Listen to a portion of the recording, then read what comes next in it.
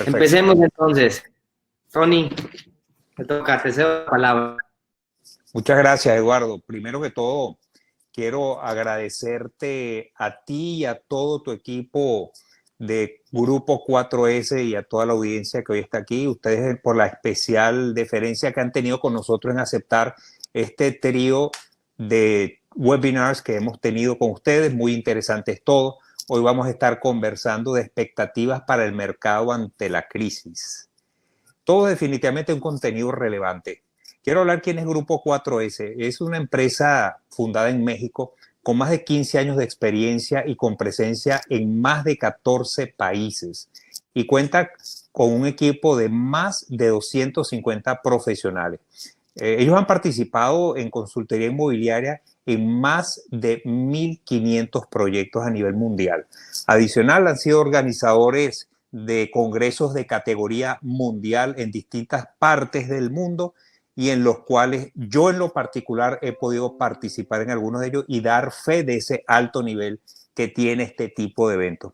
Además, tienen publicados varios libros de marketing y desarrollo inmobiliario y todos definitivamente lectura recomendada.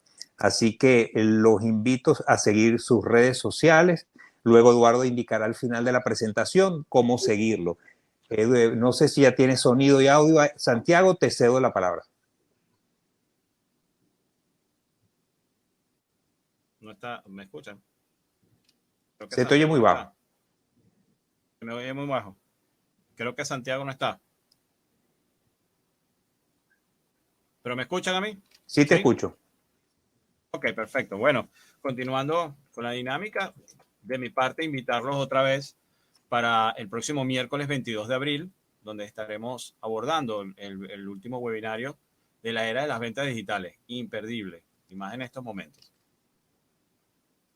Muy bien, adelante, Eduardo, con tu presentación. Bueno, pues muchas gracias por la introducción. Hoy vamos a hablar un poquito sobre las expectativas de la crisis. Esta fue una presentación que desarrollamos hace una semana y media. Obviamente han cambiado ciertas cosas de estas expectativas, pero hay muchas que siguen muy, muy vigentes y esperemos que les guste a la audiencia. Otra vez los invito a que cualquier duda que tengan, escriban en el chat. Nuestro equipo nos retroalimenta, entonces, con la idea de que les podamos contestar cualquier duda que tengan. Y los invito, partners, a que en cualquier momento que me quieran interrumpir, ya saben que bienvenidos, ¿vale? Entonces, bueno, empezamos un poco y lo que vamos a hablar sobre son qué expectativas pudiéramos tener ante este mercado, ante la crisis, ¿no? Y igual que en el webinar pasado, igual que todos los webinars, me gusta empezar cómo empieza la historia, ¿no? Entonces, según dicen alguna persona, discúlpenme, alguna persona en China se comió una sopa de murciélago. Esto desarrolló un nuevo virus que tiene aterrada hoy en día a la humanidad, que se viene desplegando de una manera impresionante a nivel internacional. Hoy en día todos estamos, o la mayoría del mercado, estamos prácticamente en nuestras casas trabajando justamente a causa de este virus que tiene su epicentro en Asia y que ya lo sabíamos, ¿no? Y entonces, ante esta situación hemos visto tres grandes soluciones que se empiezan a dar, y me voy muy rápido ante este tema, y que esto también nos desemboca tres escenarios distintos de qué pudiera pasar con el tema de la crisis. Primero, China, quien puso justamente, o el primer escenario es aquellos países que hemos visto que han tenido medidas de contención mucho más agresivas y mucho más forzosas. Hemos visto ciertos países como Panamá, como Colombia, donde hay un toque de queda, donde tienes que salir en ciertos horarios en específico, donde se cierran parques, donde se cierran prácticamente todos los eventos sociales, donde se construyen hospitales en prácticamente 3 días, y esto ha generado que de cierto modo se contenga esta dispersión del virus. Un segundo approach que se ha visto es un control más gradual, con mejores prácticas de salud, donde de cierto modo, de acuerdo al número de contagios, se van volviendo más y más y más restrictivos, sin embargo, no tomando decisiones tan fuertes desde un inicio. Y en el caso de Italia, por ejemplo, que se fue a un control mucho menos o poco efectivo hasta que realmente se le descontroló la situación o hasta que realmente existía una complicación importante. Cuando ellos tenían, me parece que eran 4,000 casos todavía, seguía habiendo fútbol, ¿cómo se llama? O eventos masivos, entonces, cosa que sin duda agravó la situación dentro de este país. Entonces, ¿qué ha pasado en la última hora en los diferentes países de Latinoamérica? Vemos cómo en prácticamente toda Latinoamérica las medidas de contención o de cuarentena son efectivas o se han dado, ¿no?, en ciertos países más restrictivos que otro, Colombia, Panamá, de los que más fueron, El Salvador, con inclusive incentivos fiscales. Sin embargo, ya vemos prácticamente en toda Latinoamérica este tema donde ya hay una restricción en el tema de salida. Y entonces, ¿qué podemos esperar entonces económicamente y dentro del ramo inmobiliario? Económicamente, cuando hablamos hoy en día con prácticamente todo el mundo, sin duda lo que vemos es un tema caótico, como si este fuera el fin del mundo, ¿no? Y lo primero que les quiero decir es, no es el fin del mundo, ya nos ha pasado, ya hemos tenido contingencias de salud importantes. Sin duda alguna, muchas no se comparan a la magnitud que ha tenido esto, pero sobre todo creo es que ninguna se compara al poder mediático que ha tenido esto, lo que ha generado que el tema haya sido mucho más complicado. Entonces, según un estudio que se hizo en Estados Unidos y que está justamente del World Economic Index, donde vienen esas bolsas a nivel mundial, siempre se mide después de las principales epidemias. Y vemos cómo prácticamente en el primer mes a nivel, en epidemias anteriores, vemos sí con epidemias como Zika, como el ébola, donde de cierto modo la economía se desplomó de manera importante el primer mes, inclusive después, o los retornos del mercado después también durante los 3 próximos meses, pero ya luego a partir del 6º mes empezaba a haber recuperación. Entonces, en epidemias anteriores hemos visto cómo van desde escenarios donde al primer mes ya de recuperación de la crisis ya empieza a existir una recuperación económica. Algunos se tardan, todo el día estar sentado en el sillón trabajando da sueño.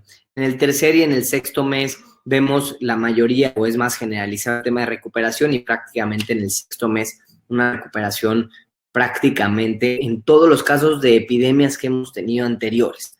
Sin embargo, vamos a ver los casos más fuertes, por ejemplo, y les voy a poner el ejemplo del H1N1, que sin duda es uno de los que mayor impacto, de los que mayor número de contagios ha tenido a nivel mundial. Se estima que el H1N1 tuvo 43 millones de infectados hasta ahora.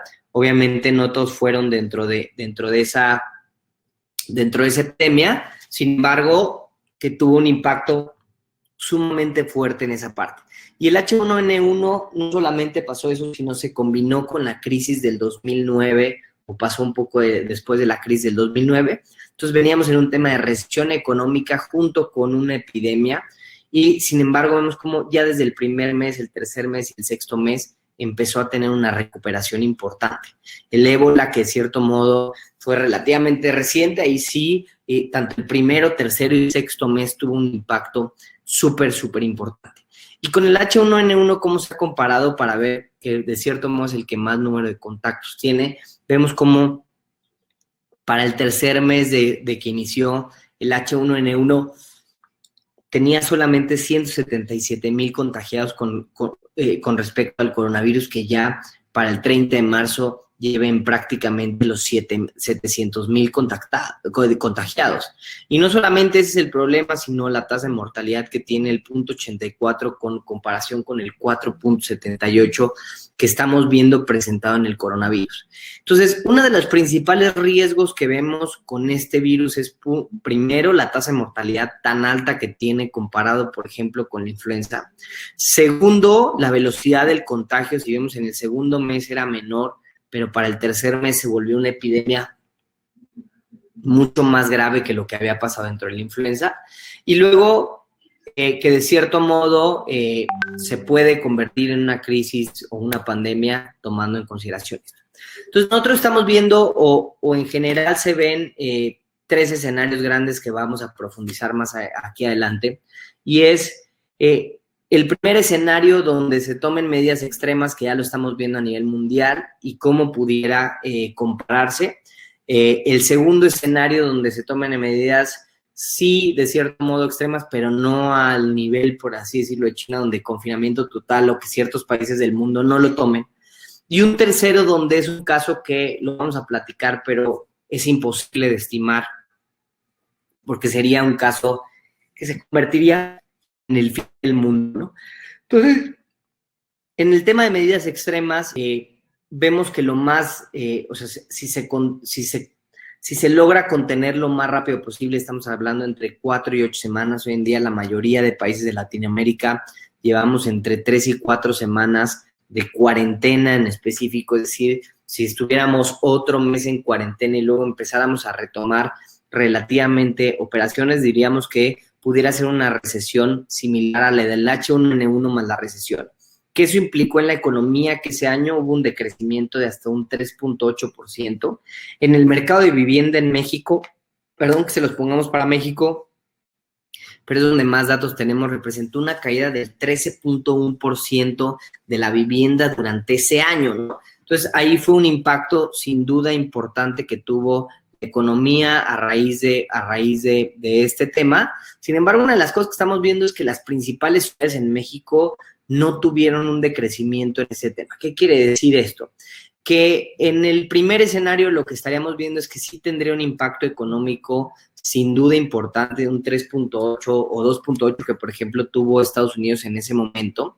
Sin embargo, en el tema de vivienda sí vemos cómo se impacta mucho más. O sea, ese efecto que tuvo en la economía prácticamente fue 4 veces mayor el que tuvo en la parte de vivienda, con excepción de las principales ciudades, y es uno de los fenómenos que hemos visto en todas las crisis. La crisis del 2009 en Europa, por ejemplo, y en Estados Unidos, en las ciudades principales vimos una recuperación mucho más rápida de ese mercado de vivienda o de ese mercado inmobiliario, donde veríamos un mayor impacto sería en aquellas ciudades más secundarias. Escenario número 1. Y el escenario número 2 es un poco más caótico y viene un poco de un estudio que justamente saca JP Morgan, donde dice, hoy en día las pequeñas y las medianas empresas en Estados Unidos tienen una capacidad de vivir hasta 27 días con el cash flow buffer que tienen, por así decirlo. Es decir, asumiendo que las empresas hoy en día tuvieran 0 ingresos y que se fueran a su casa durante 27 días, podrían ser capaces de resistir pagándole a sus empleados y pagando todo de manera normal. Algo que estamos viendo hoy en día es que una de las cosas que está pasando dentro de la crisis, que está permitiendo alargar un poquito estos escenarios o que duremos más tiempo dentro de la crisis, es que de cierto modo hay empresas que a pesar de que estén home office, algo están generando, sin embargo se ha bajado considerablemente la economía. Entonces, ese 27 se podría convertir, vemos escenarios de que están ingresando el 40 o el 50%, es decir, se pudiera convertir en hasta un 60 días en promedio que pudiera durar la economía. Entonces, por eso hablamos de esos 60 días que pudiera ser el límite. A partir de esos 60 vemos cómo ciertas industrias pueden empezar a sufrir de una manera bien importante. Segundo, hay ciertas industrias que hoy en día todavía no se habían ido o no se han ido a cuarentena. El tema de construcción en muchos países todavía no. El tema hospitalario, obviamente, pues no se va a ir, ¿no? El tema de alta tecnología, pues no se está yendo a cero. El tema de ingreso. Entonces, hay ciertas empresas ahí que logran, de cierto modo, resistir un poco más. Sin embargo, un poco la lógica es Uno de los, o este segundo escenario, lo que le pasa es a partir de los 2 meses, cuando ya empezamos a ver que este cash flow se empieza a disminuir de una manera importante, puede eso causar un tema de quiebre de muchas empresas, que eso genere una economía a la baja bastante importante. Entonces, una de las crisis más importantes que hemos tenido fue la crisis cambiaria del 95, que eso representó un 19% de pérdidas del PIB ese año. Ese estamos diciendo que pudiera ser uno de los escenarios más complicados.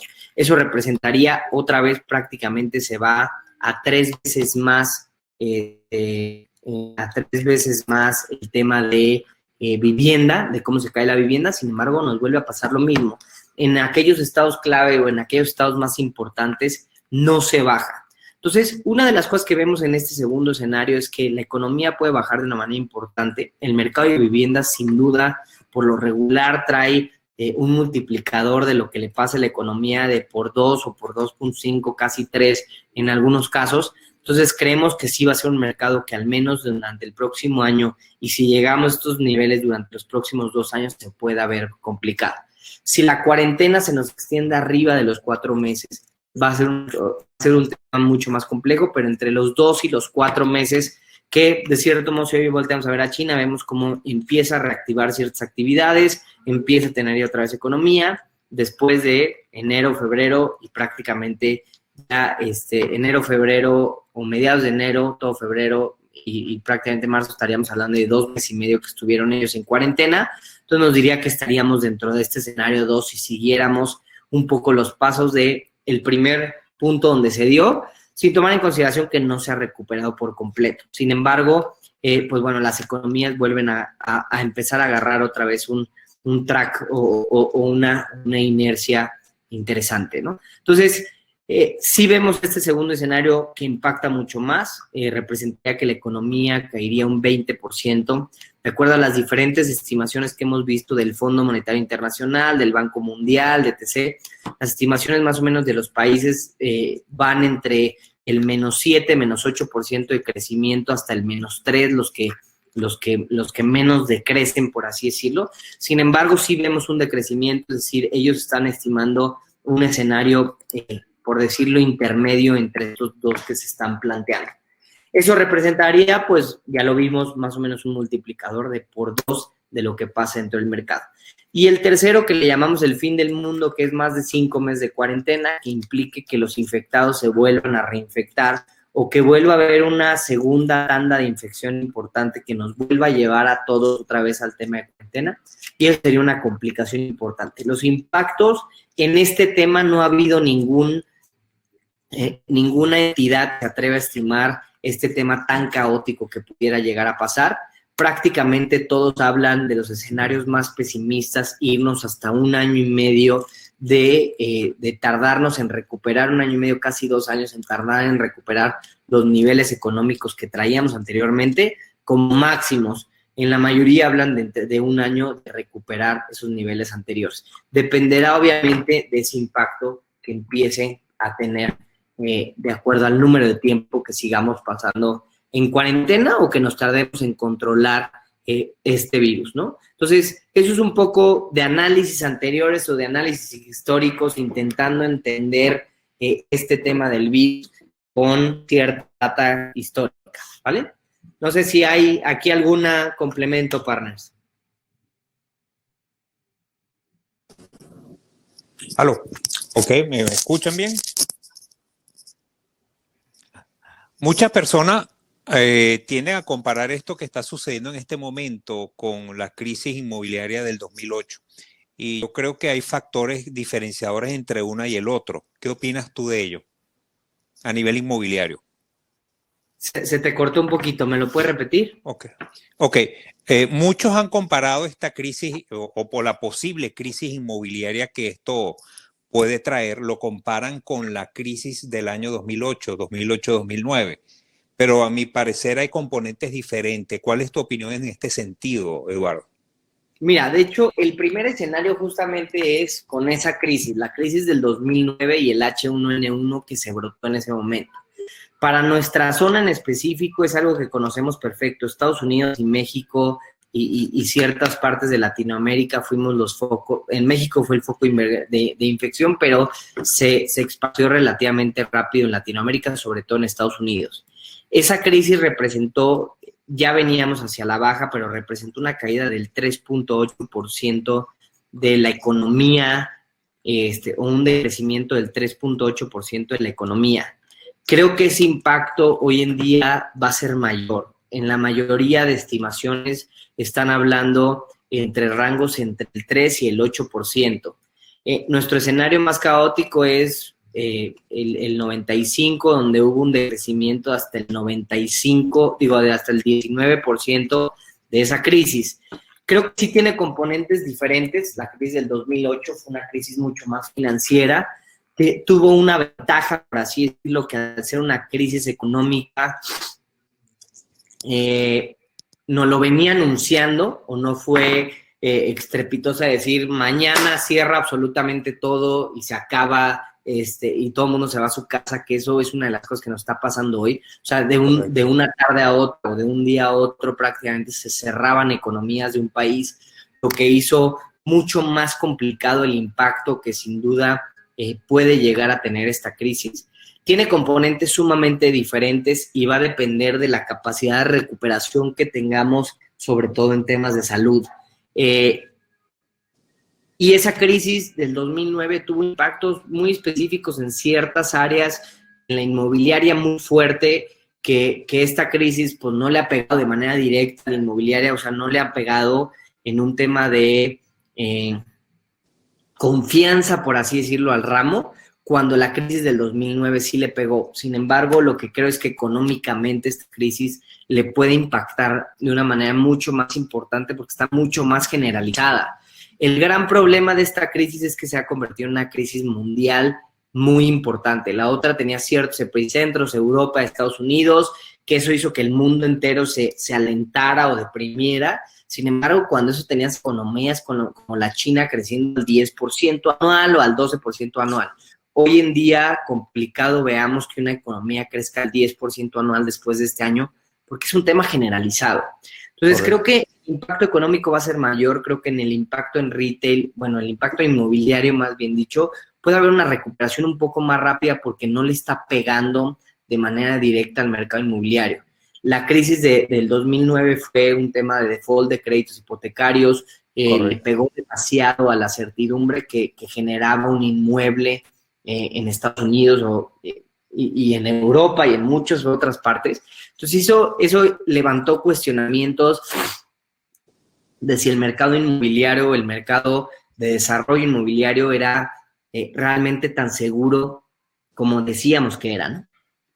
Correcto. Sí, y a raíz de esa situación del 2008, las entidades prestamistas endurecieron más sus requerimientos de préstamo, inclusive a las personas. Eran préstamos muy blandos en muchos sentidos, cosa que aquí estamos hablando de un problema global que está enlazando todas las áreas prácticamente con impactos diferentes, pero está englobando casi todas las áreas del quehacer, salvo que algunos negocios salen beneficiados más que otros. Pero aquí no es la crisis hipotecaria de ese entonces. Gracias, Eduardo.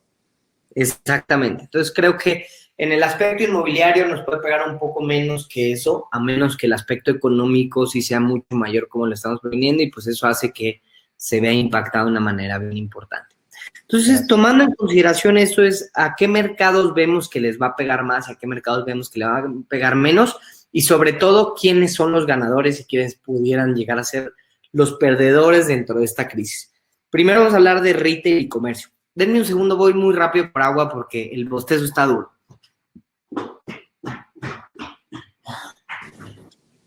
Bueno, yo creo que Eduardo ha tenido unas jornadas interesantes durante todos estos días, porque yo sé que él está ocupado en otros webinars atendiendo inclusive a otras solicitudes que han hecho, así que bien merecido ese sorbo de agua y tu espacio para poder atender tu necesidad. Ay, una disculpa, sí. Partner, discúlpeme, ¿sí me escuchan a mí? Sí. Me disculpan que me desconecto y vuelvo porque el internet ha estado intermitente. Adelante. Bueno, entonces uno de los principales, sin duda, afectados es el tema del retail.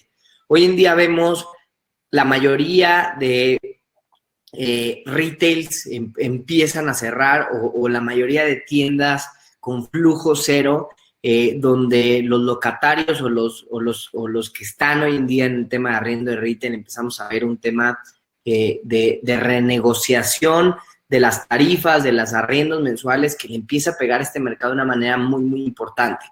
Sin embargo, vemos una luz después del túnel y creemos de manera importante que el retail entertainment o el retailment que le llaman en Estados Unidos va a ser el principal ganador. O sea, hoy en día creo que la manera en cómo compramos va a cambiar de una manera importante. El retail se va a ver mucho más rebasado por la parte digital de lo que se venía viendo. O sea, cada vez la parte digital se empieza a comer un porcentaje de ese retail tradicional de una manera bien, bien importante. Sin embargo, tiene una ventaja el retail y puede representar su resurgimiento. Aquel retail que se enfoque en la parte de retail, entretenimiento enfocado a este comercio, puede ser uno de los principales ganadores después de esta crisis. ¿Por qué? Porque el mercado va a entender el entretenimiento de una manera diferente o lo va a apreciar nuevamente. El ocio se va a convertir en algo, en un tema tan preciado porque lo vamos a saber valorar, dado que ahorita no lo podemos estar teniendo.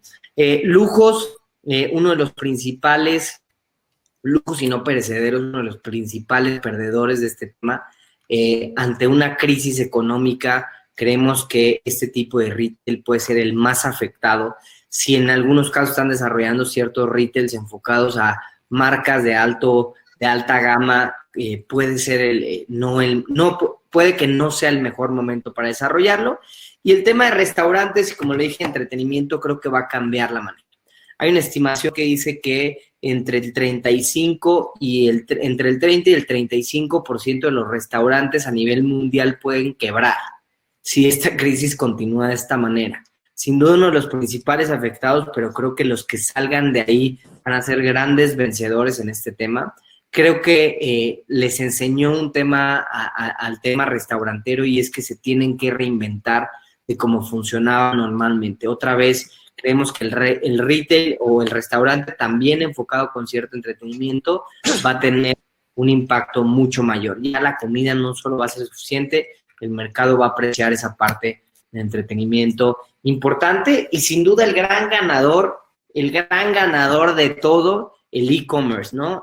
Vemos hoy en día cómo ciertos ramos, sobre todo el tema de e-commerce, el tema de gimnasios, el tema de salud, el tema de supermercados, el tema de ciertos ramos en específico de e-commerce, de actividades en casa, de PC, de gente que invirtió en esa parte de e-commerce hoy en día, están volviéndose completamente virales en algunos de los casos, están haciendo cosas distintas justamente para este mercado. Entonces, creo que una de las principales cosas es que necesitamos entender dentro del ramo inmobiliario cómo hacemos alianza con esta realidad que hoy en día tiene el mercado que se llama e-commerce. No estamos diciendo que necesariamente que hoy en día vendamos como e-commerce, pero sí nos deberíamos de digitalizar esa venta, debería ser más digital y sobre todo los productos del ramo, por ejemplo, productos de edificios, de departamentos, deberían de estar preparados para tener una zona enfocado a este e-commerce. Son muy pocos edificios los que realmente tienen esta preparación para recibir paquetería, para recibir este tipo de pedidos de e-commerce. Entonces, es el principal ganador de la parte de comercio.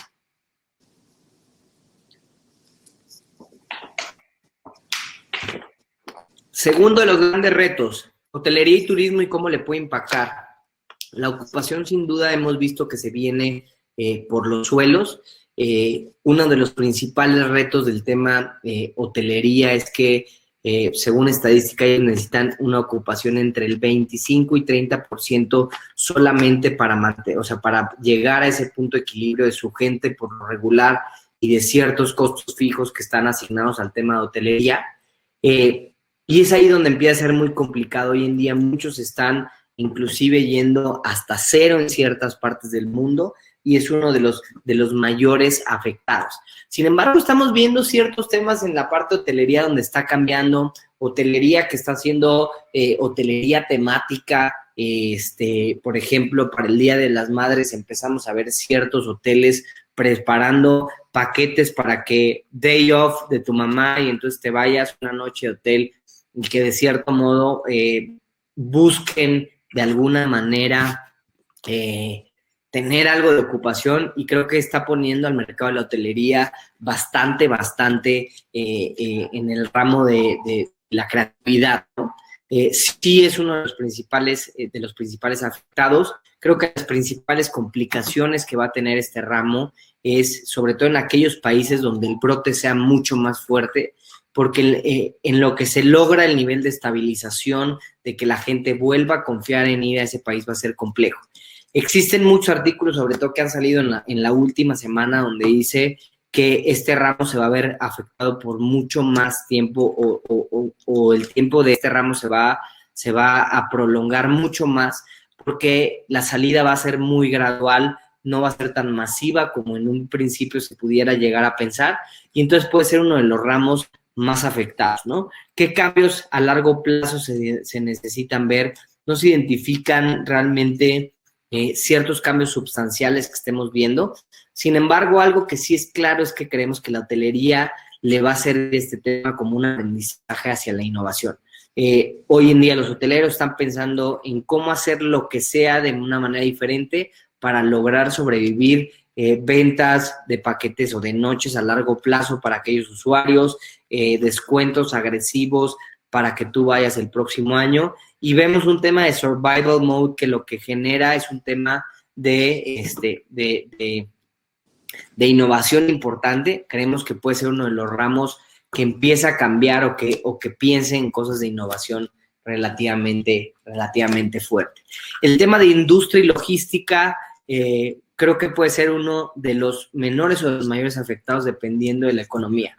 El peligro más importante es el tema de cierres de fronteras que se está dando y la clausura de cierta producción de artículos de lujo, sobre todo de los artículos primarios, es complicado. Entonces, el tema industrial logístico puede recibir un impacto importante, y sobre todo lo vamos a ver de acuerdo a cómo esté la economía, ¿no?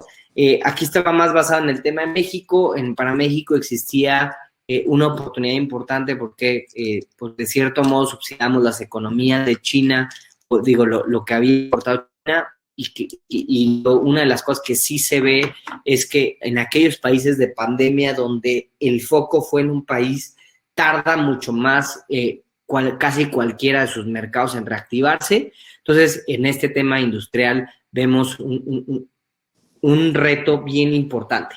¿Quién es el gran ganador? El tema de implementación de robótica y automatización de procesos. Creemos que el tema de digitalización le va a impactar muy fuerte a esta industria, y sobre todo el tema de logística. Creo que el principal ganador va a ser la logística. Hoy en día entendimos que esos centros de distribución muy a las afueras de la ciudad no necesariamente funcionan.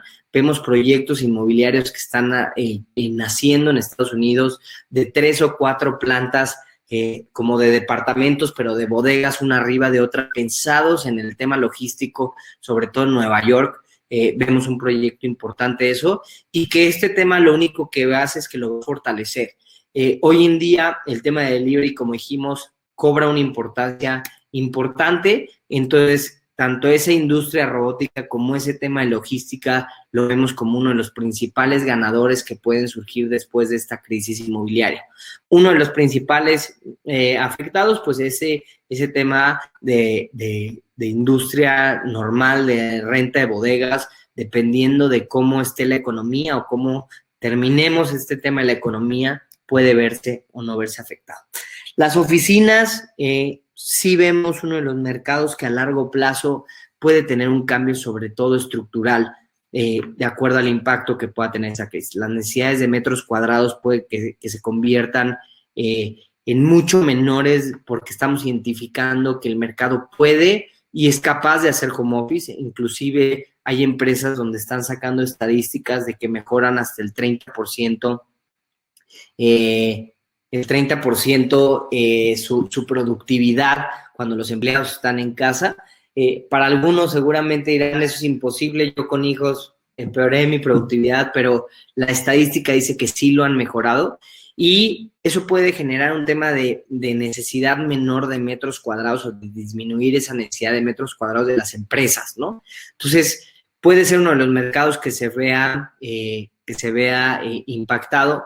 El coworking hoy en día, uno de los más impactados porque la pequeña y la mediana empresa sin duda puede ser la que en el corto plazo mayor se ve afectada, sin duda alguna. Sin embargo, puede tener un rebote importante tomando en consideración que estos espacios flexibles, tomando en consideración que la gente va a hacer home office o estos espacios flexibles pensados en diferentes zonas de la ciudad donde ya no tengo que ir a la oficina, puedo trabajar desde otro punto, desde otro punto que no sea mi oficina, pueden tener un crecimiento interesante. Habrá que ver cómo se sigue comportando este mercado. Una de las cosas que sí tenemos que tomar en cuenta es que tiene que ser un producto que se convierta mucho más flexible, ¿no?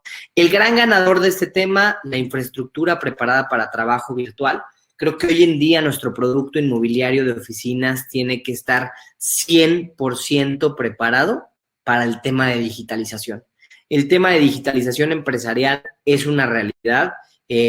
Fue el equivalente a cuando dejaron de enviar cartas y empezaron a enviar fax, y cuando dejaron de enviar fax y empezaron a enviar correos. Hoy en día probablemente se dejarán de juntar o dejarán de haber tantos meetings como existían y habrán videoconferencias porque la gente entendió que puede funcionar de una manera perfecta, inclusive para hacer webinars, para hacer cualquier otro tipo de actividades por medio del tema digital. Entonces, cualquier producto de oficinas que hoy en día estemos pensando, deberíamos estarlo pensando con phone booths, áreas, o sea, oficinas realmente preparadas para poder tener videoconferencias con internet de alta velocidad, con toda la infraestructura necesaria para este cambio que estamos seguros que llegó para quedarse.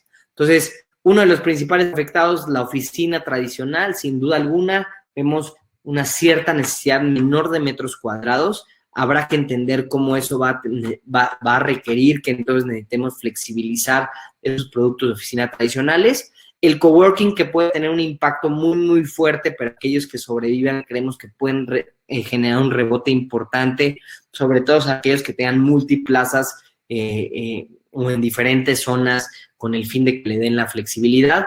Y el gran ganador, el tema virtual. Vivienda, ¿cómo lo vemos? El tema de alto costo no es lo mismo que alto valor.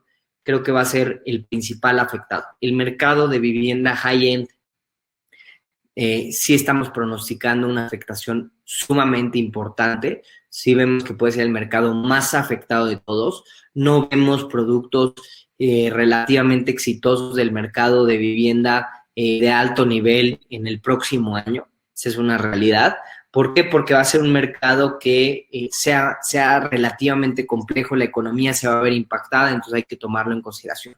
Sin embargo, sí hay que tomar un tema y es el alto valor.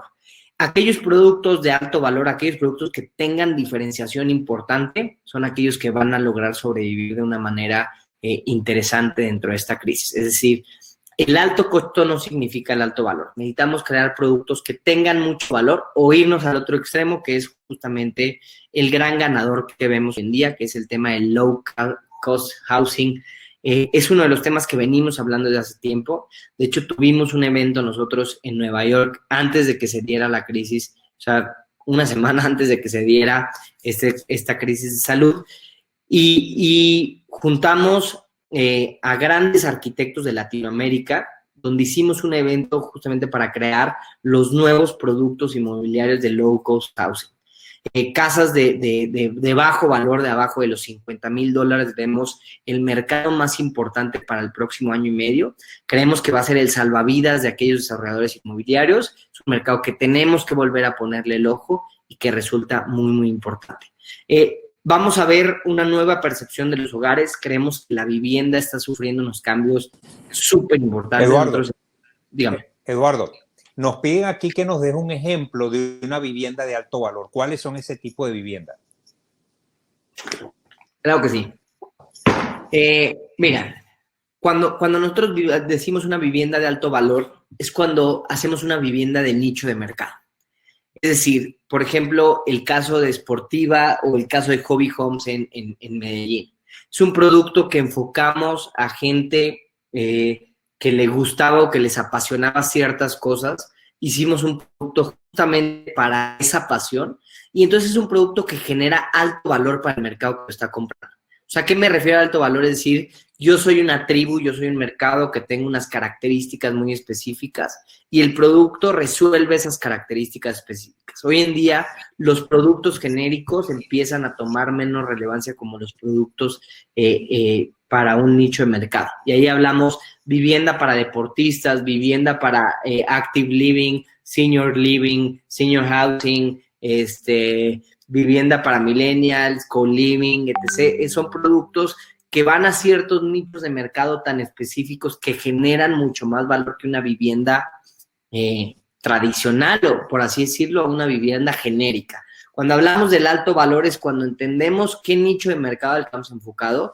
quién es la demanda específica que me va a consumir, hasta llegar a un punto de decir, este es un mercado joven, entre tantos años, soltero, con tales características, que les gusta el arte, o que les gusta la música, o que les gusta el diseño, o que les gusta la tecnología, o que les gusta ese tipo de productos inmobiliarios. Lo que hace es que logra entender su mercado al que va enfocado y logra un producto de alto valor porque lo logró entender.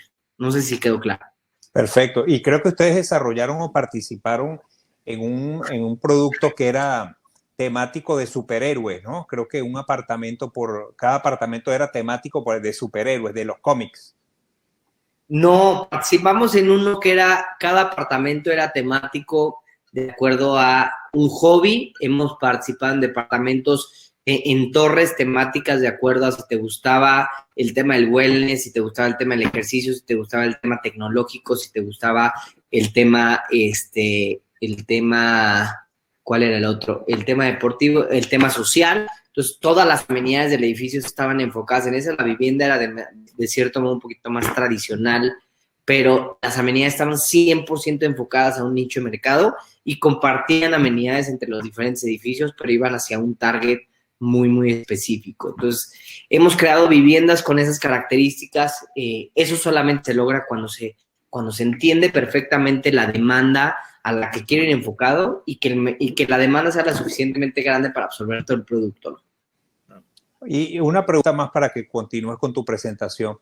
Con esto que sucedió a nivel mundial, donde las casas, los hogares se convirtieron en escuela, en oficina, en gimnasio, en restaurante, en sitio de entretenimiento, ¿crees que debe repensarse la nueva vivienda del futuro con elementos diferentes y adaptados a una realidad que vivimos que pueda ser tomado en cuenta más adelante? Claro, y justamente eso es lo que hablamos de la nueva percepción de la vivienda. La nueva percepción de la vivienda era lo que iba a comentar ahorita.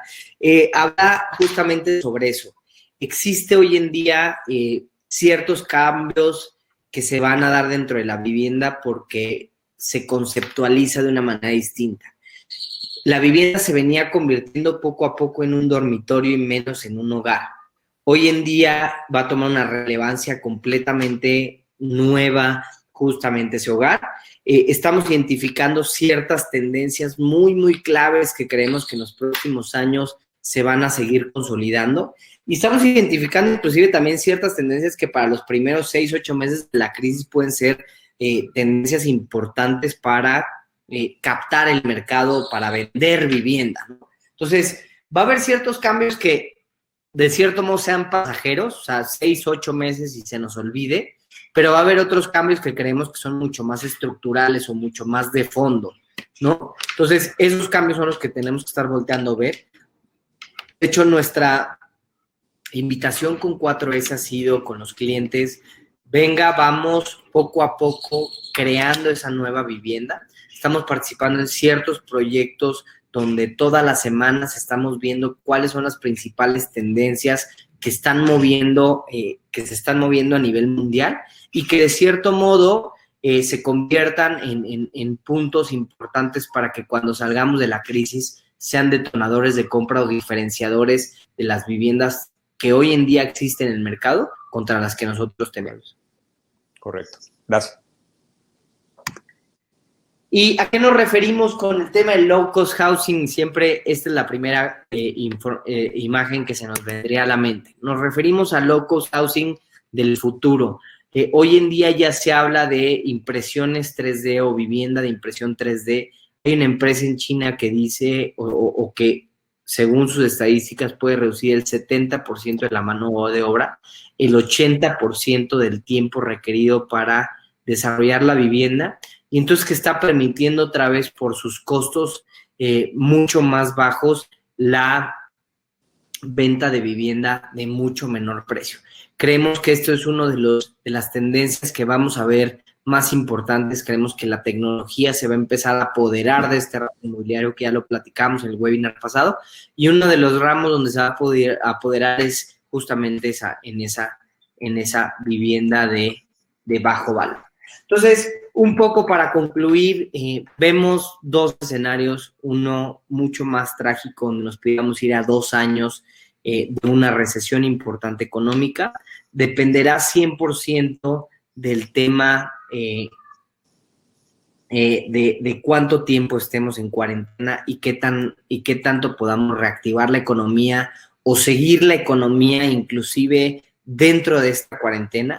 Si de cierto modo logramos llegar o hacer actividades que generen y que entonces no impacten demasiado al tema económico, entonces creemos que puede ser un impacto un poco menor. Sin embargo, va a estar 100% relacionado al tiempo.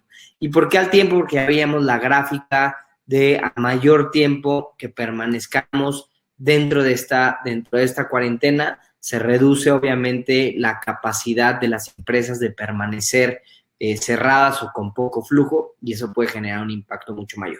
Sin embargo, a pesar de eso, lo que vemos es que va a haber cambios estructurales y cambios importantes en el ramo inmobiliario, ciertos mercados que sin duda van a resultar ganadores, que hoy en día tenemos que estar repensando, reestructurando la manera en cómo conceptualizamos los diferentes proyectos inmobiliarios, ciertos productos inmobiliarios más tradicionales que se van a ver desplazados y que, pues a fin de cuentas, lo que va a haber es un tema de renovación dentro del ramo inmobiliario.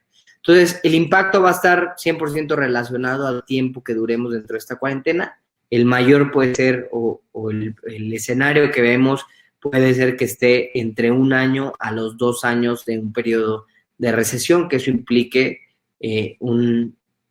una desaceleración, por así decirlo, dentro del ramo inmobiliario. Sin embargo, vemos ciertos segmentos que pueden inclusive estar creciendo para finales de este año o principios del que sigue, ya con crecimientos importantes, tomando en consideración estos cambios que se van a empezar a generar.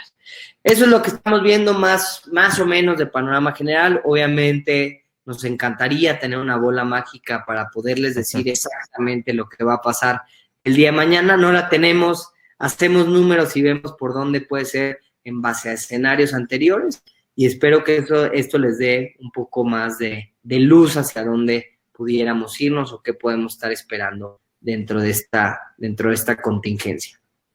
Excelente, excelente toda tu presentación, Eduardo. Nos dejas muchas informaciones importantes y definitivamente implica mucho más análisis de los procesos que vienen. Ahora sí veo que, por ejemplo, el caso de las oficinas, creo que será un sector bien golpeado, un nicho de mercado bien golpeado que debe repensarse de manera importante. Y yo sé que siempre ustedes han hablado de lo que es el mercadeo de experiencia, cuando hablan del retailtainment. Y fíjate que en Miami se está haciendo el mall más grande de los Estados Unidos, que es el American Dream Miami. Se va a ejecutar y básicamente el gran gancho que tiene ese centro comercial está basado en las experiencias. Dice que puede lograr capitalizar más visitas inclusive que el propio Disney World.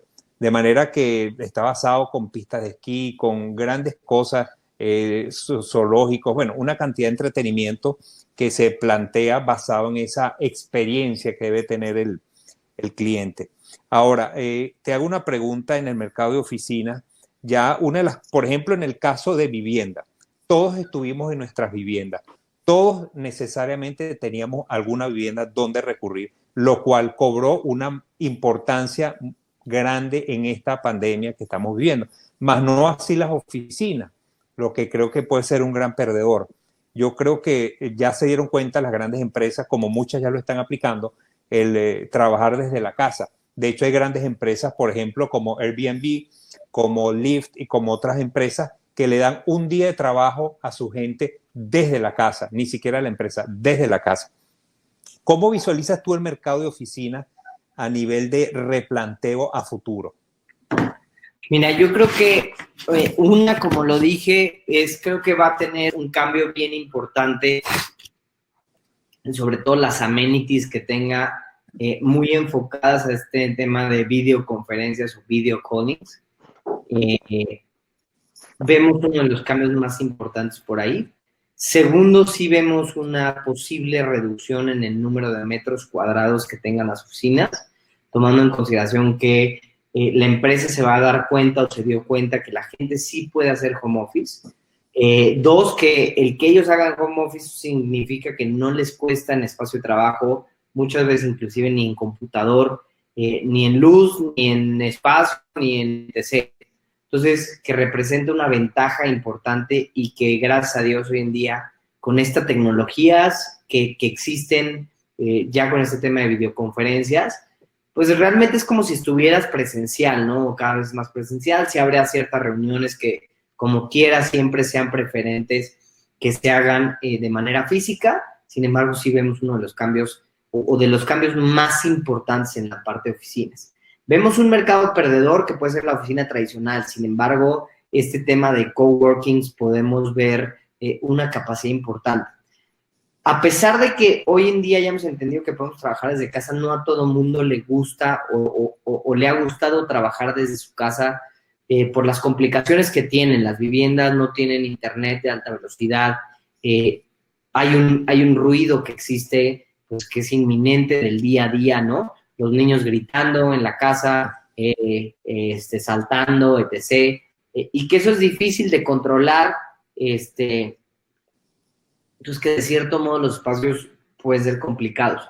Sin embargo, pues también eso abre oportunidades al mercado de coworking de decir, pues, tengo diferentes ubicaciones, tú puedes ir a la que tú quieras, como hoy en día existe, y puedes trabajar desde un escritorio. Entonces, cuando quieras, no te quieras ir hasta tu oficina a trabajar, no quieres ir hasta la oficina a trabajar, puedes tener aquí las videollamadas en espacios mucho más cercanos a tu vivienda, donde el desplazamiento no tenga que ser tan alto.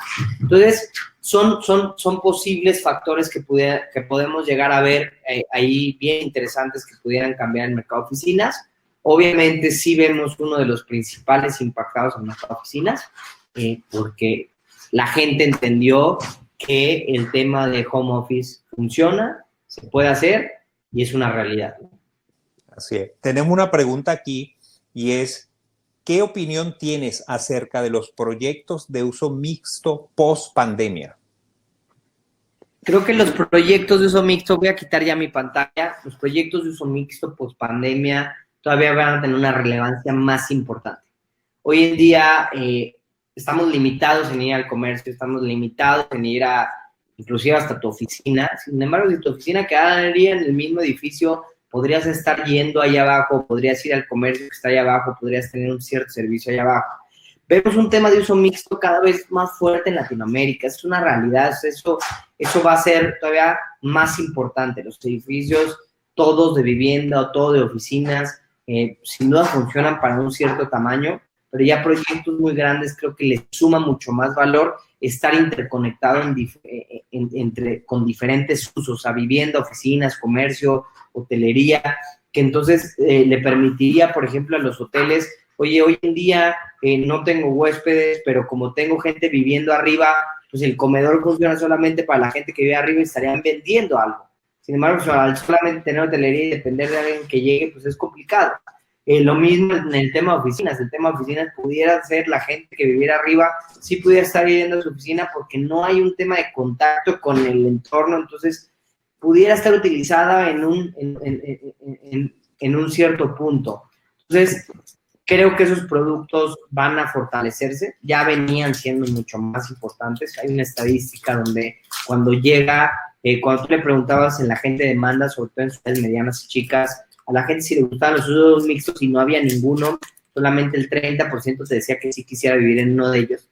Pero cuando se ponía uno en la ciudad y la gente lo experimentaba, esa estadística se podía ir hasta el 80%, donde la gente prefería vivir en un uso mixto que en un uso de un solo giro.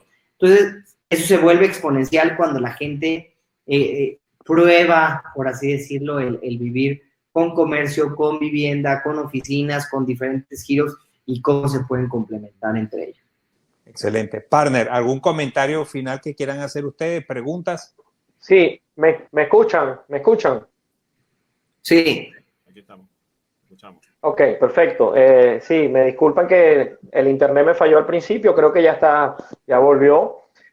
No sé si lo que vaya a comentar ya se habló, te oye, pero algo Santiago. interesante el tema de... Ok. ¿Ustedes me oyen, Eduardo? Escucho perfecto. Erickson. Yo te escucho bien. Sí. Sí, te escucho. Santiago. Ok, Dale. sí. Ok, entonces... Bueno, parece que no sé si tienes... tú me oyes bien a mí, Eduardo, yo lo sé, pero creo que Santiago Sí. no tiene activado el micrófono. No, sí lo tengo. Tú eres el que no me estás escuchando, Tony. Erickson, no sé, no te escuchamos, Santiago. Si tú quieres participar, no se te está escuchando nada. Tony, nosotros sí lo escuchamos. Tanto Erickson ¿ustedes lo como... escuchan? Sí, Disculpe. Sí. Escuchamos, Tony. Ok, perfecto. Correcto. Vale, disculpe. El tema de las oficinas, Eduardo, bueno, aquí en Venezuela hay múltiples áreas de oficina todavía disponibles, sobre todo en Caracas, ¿no? Entendiendo esto, muchas empresas se van a replegar y van a reducir, como te escuché, creo que lo mencionaste, sus metros cuadrados en cuanto a oficinas. Entonces, estas oficinas de un área mayor van a tener que reajustarse, van a tener que adaptarse, pero no en estilos coworking, sino subdividirlas de manera de alquilarle un contrato por un tiempo prolongado a múltiples empresas. Es decir, subdividirla, no sé si me explico, subdividir estas áreas en áreas menores para poder atraer a más clientes. Sin duda creo que va a haber diferentes vertientes, ya sea que ciertos productos se conviertan en coworking o que se dividan en oficinas más pequeñas o que oficinas pequeñas o el producto de microoficinas se vuelva un producto mucho más común, que tenga áreas comunes preparadas para esta nueva dinámica de oficinas. Sin duda creo que ese puede ser una de las soluciones importantes que vamos a empezar a ver. Estoy totalmente de acuerdo. Perfecto. Eduardo, por aquí tenemos una pregunta. ¿Cuáles son las tendencias que observan en los cambios del consumo de vivienda medio residencial en México? Mira, los cambios que vemos en vivienda creo que van a ser bien, o sea, todavía no los estamos terminando de entender todos. Creo que todavía se van a dar muchos más cambios de los que hoy en día hemos vivido. Pero el primer punto, ciertos espacios dentro de la vivienda preparados más para el tema de home office. Segundo punto, espacios de entretenimiento para niños o para el mercado más familiar. Creo que las viviendas no están 100% preparadas para el tema de los niños. Cambios más estructurales desde un punto de vista de iluminación y ventilación de la vivienda. Creo que era un tema arquitectónico que se venía dejando. Hoy en día tomó una relevancia completamente importante. Para el mercado juvenil estamos inclusive identificando ciertas amenidades, ciertas tendencias bien interesantes, como el tema de espacios preparados para el tema de delivery, espacios preparados para el tema de estos influencers o generadores de contenido. La mayoría del mercado hoy en día se graba y se graba mucho tiempo, sin embargo los espacios muchas veces no están preparados o estos influencers cada vez más necesitan estos espacios que pudieran ser como dinámicos para trabajar, pero que también sirviera para grabarte, etc., ¿no? Entonces, vemos muchos cambios en la parte de vivienda. Podríamos hablar demasiado tiempo, pero en el mercado residencial en México creo que va a depender mucho de la zona de la ciudad y del tipo de producto. Vivienda horizontal, creo que uno de los principales cambios es el tema de jardinería o el tema de la zona verde dentro de la casa tomó una importancia muy relevante. veníamos quitando el espacio a esa zona de jardín para dárselo a la parte de los coches. Creo que hoy en día toma una importancia mucho más fuerte y hay que considerar. Eduardo, ¿y qué opinas tú también con el tema? Mucho se pone en el tapete de la parte de nacionalismo, que esto va a despertar también mucho el que repatrien, se vuelvan nuevamente a cada uno de los países, aquellas industrias, empresas que, bueno, por la globalización, digamos, ha sido afectada, ¿no? ¿Crees que eso también tenga un gran peso a nivel de estructura urbanística? Yo creería que más bien, o sea, sí va a haber una cierta nacionalización ahorita para apoyar al local por este tema económico, pero luego las empresas van a entender que ser multinacionales les genera un menor impacto. Hoy en día todo el mundo le está impactando, entonces no importaría dónde estuvieras, te hubiera impactado esta crisis que hoy en día estamos viviendo. Sin embargo, creo ahorita nos estamos formando un pensamiento nacionalista porque queremos defender a los nuestros y de cierto modo salir adelante como una economía nacional, pero después vas a entender que la globalización, de cierto modo, lo que genera es que te da una diversificación, por así decirlo, y creo que esto todavía se va a volver mucho más global. Al contrario, creo que el tema en específico de que el home office sea tan sencillo, que la videoconferencia ya sea algo que hoy en día se convirtió en nuestro día a día, donde inclusive para juntarnos con nuestros amigos, hoy es viernes, yo con mis amigos me reúno los viernes a jugar póker. Ahorita durante la cuarentena hacemos un Zoom entre todos y nos metemos en una aplicación de jugar póker porque es la única convivencia social que podemos llegar a tener.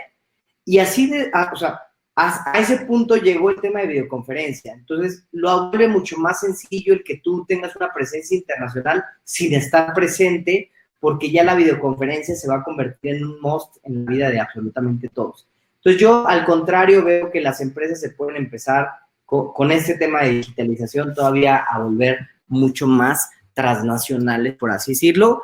Yo en lo personal lo agradezco, que la estadística del año pasado tomé 130 vuelos el año pasado, visité varios países y muchos vuelos me los pude haber ahorrado, muchos vuelos me los pude haber ahorrado si el mercado entendiera que con Zoom pudiéramos haber hecho exactamente lo mismo y muchas horas de vuelo que lamentablemente tuve que volar el año pasado y que hoy en día extraño, no estoy diciendo que no me guste, hoy en día lo extraño bastante, sin embargo, sí creemos que fíjense que el mercado puede, hoy en día seguimos operando de una manera normal cualquiera de los países que visité, porque el mercado nos forzó a hacerlo, ¿no? Claro. Así. Y la experiencia de los viajes es importante. Bueno, quiero hacer una pregunta, no sé si ya dejamos esta última pregunta para concluir, sé que tenemos el tiempo. Ajá, por aquí me parece interesante, bueno, hay dos preguntas, pero creo que le damos esta. Si tengo inventario de vivienda media ya construida, ¿me recomiendas convertirla y adaptarle espacios para un gimnasio, oficina o áreas diferentes y prácticas que pudieran ayudar a desplazarlas más rápido? Mira, lo que te recomiendo, es que cuando salgas vas a tener que ser mucho más agresivo, sobre todo en la vivienda que ya está desarrollada. Gimnasios y eso, la mayoría de viviendas hoy en día que tenían amenidades están clausuradas. No creo que el tema de gimnasio vaya a ser una diferenciación hoy en día como amenities, es más bien, existen cosas bien interesantes que nosotros hicimos por un proyecto que se llama Sportiva en Costa Rica, donde le poníamos ligas y cosas por el estilo para que el mercado se ejercitara dentro de la vivienda. Hoy en día esa gente que vive en Sportiva no debe estar sufriendo en absoluto por hacer ejercicio, porque el comedor se convertía en una zona para hacer pull-ups, dentro de el vestier había una zona justamente de resistencia o de ligas que se incorporaba dentro del vestier, o sea, estaba 100% pensado en eso. Entonces, en la parte de gimnasio y esas amenidades no creo que tengan una zona tan fuerte. Creo que la parte de trabajo va a ser interesante. El pensar en solo amenities, o sea, amenidades para personas, para familias donde estén más confinados, donde no sea tan masivo.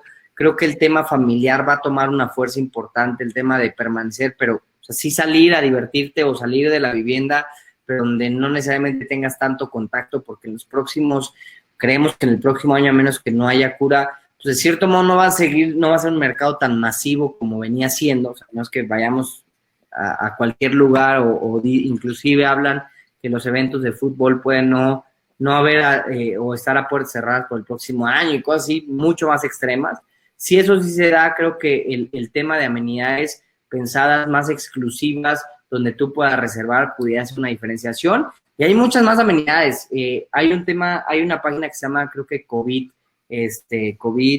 déjenme, recuerdo el nombre, donde viene un tema de COVID Innovation, donde son de mercados que están innovando, cosas que están innovando. Métanse, vean ahí algo de tendencias. Hay muchas tendencias que están innovando hoy en día en el mundo y creo que hay unas ideas bien interesantes de qué debemos hacer. Cosas que sí creo que deben de tener sí o sí ya mañana, espacios pensados para delivery, para cajas de Amazon, de Mercado Libre, de TC, cualquier delivery que exista en el país, de Rappi. Creo que eso sí va a ser una de las tendencias que sin duda va a ser relevante. Y, bueno, ciertos espacios sociales, porque el día de mañana el ocio va a ser algo que sin duda es importante para nosotros, ¿vale? Sí. Agradecido con ustedes, el Grupo 4S, de la misma manera, con toda nuestra comunidad, nuestra tribu inmobiliaria. Seguimos conectados, les estaremos enviando la información. Y bueno, nos vemos el miércoles a la misma hora. Gracias. Saludos, partner. Hasta luego a todos. Seguimos conectados.